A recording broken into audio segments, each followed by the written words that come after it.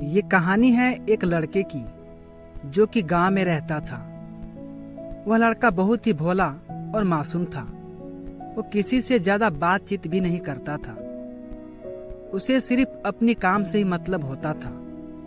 लड़के के गांव में कोई भी सफल इंसान आता तो वह लड़का उस आदमी को देखकर बहुत इमोशनल और भावुक हो जाता। उसे हमेशा लगता था कि मैं भी इनके जैसा बन सकता हूँ, इनके जैसा बात कर सकता हूँ। क्योंकि वह लड़का गांव से था और वह पढ़ा लिखा भी नहीं था। उसे ठीक तरह से हिंदी भी बोलने नहीं आता था। इसलिए उसका दोस्त यार हमेशा उसका मजाक उड़ाते रहता था। वह लड़का मन ही मन सोचता था कि एक दिन ऐसा समय आएगा जब सिर्फ मैं बोलूंगा और तुम सभी लोग मेरे बातों को ध्यान से सुनोगे। कुछ दिन बीतने के बाद उसके गांव में एक मंत्री आया और वहां पे लाखों लोगों की भीड़ थी और मंत्री वहां पे अपनी भाषण दे रहा था। उस भीड़ में वह लड़का भी शामिल था और मंत्री के भाषण को बहुत ही ध्यान से सुन रहा था। सुनते सुनते उसे लगा कि मैं भी इनकी तरह भाषण दे सकता हूं और वह स्टेज में चला गया और मंत्री से कहा कि ऐसा भाषण तो मैं भी दे सकता हूं। मंत्री उसे बार बार समझा रहा था कि तुम भाषण नहीं दे सकते हो। वह लड़का फिर से मंत्री को रिक्वेस्ट किया कि मैं भी भाषण दे सकता हूं। मंत्री अपनी माइक को लड़के के हाथों में थमा दिया और वह अपनी कुर्सी में जाके बैठ गया। लड़के ने जब अपनी भाषण देना शुरू किया तो सामने लाखों की भीड़ देखकर उसकी बोलती बंद हो गई और वहीं पे वह लड़का बेहोश हो गया और वहां पर जितने भी लोग थे उसका मजाक उड़ाने लगे, उस पर हंसने लगे। वह लड़का बहुत ही जिद्दी था।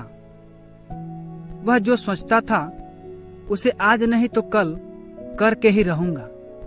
इतनी बेइज्जती होने के बाद भी वह खुद से कभी हार नहीं मानी। वह जिधर भी जाता अकेले में ही बात करने की कोशिश करते रहता।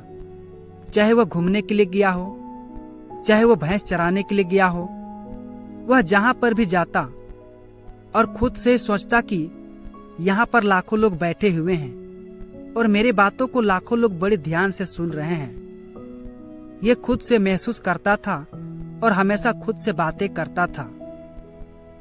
कुछ दिन प्रैक्टिस करने के बाद खुद पर इतना भरोसा और कॉन्फिडेंस हो गया था कि वह कहीं पर भी बिना डरे, बिना घबराहट के कहीं पर भी बात कर सकता था। एक साल बीतने के बाद उसी के गांव में उसी मंत्री का भाषण देने का फिर से आयोजन किया गया। वह लड़का बहुत एक्साइटेड था मंत्री के साथ भाषण देने के लिए। वहां पर फिर से लाखों लोगों की भीड़ इकट्ठा हुई थी और मंत्री वहां पे अपनी भाषण दे रहे थे। वह लड़का फिर से वहां पर पहुंचा और मंत्री से कहा कि मैं फिर से भाषण देना चाहता हूं। मंत्री उसे तुरंत पहचान लिया और बोला कि तुम हमेशा अपनी बेइज्जती क्यों करवाना चाहते हो। और वहां के सभी लोग फिर से उसका मजाक उड़ाने लगे। लड़के को फिर से माइक दिया गया और वह लड़का जब भाषण देना शुरू किया तो सभी की बोलती बंद हो गई। वह इतनी बेहतर तरीका से भाषण दिया कि मंत्री भी सुन के दंग रह गए। अब उस लड़के को गालियों से नहीं तालियों से स्वागत किया जा रहा था। सेम चीजें भी हम सभी के साथ होती है।